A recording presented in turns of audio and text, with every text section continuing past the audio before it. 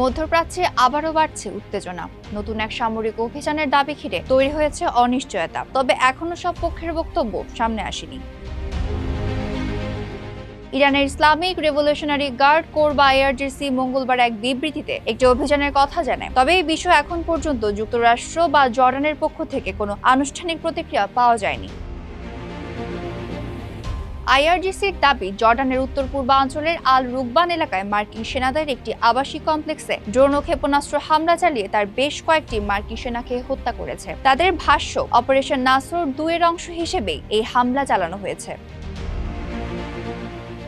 এদিকে এই দাবির স্বাধীনভাবে কোনো যাচাই হয়নি। যুক্তরাষ্ট্র জর্ডানও এখন পর্যন্ত হামলার বিষয়ে কিছুই জানায়নি। ইসলামাবাদ সমঝোতার পরও চলতি মাসে নতুন করে সংঘাতে জড়িয়ে পড়ে যুক্তরাষ্ট্র ও ইরান। এরপর থেকে দুই পক্ষের পাল্টাপাল্টি হামলার ধারাবাহিকতা অব্যাহত রয়েছে।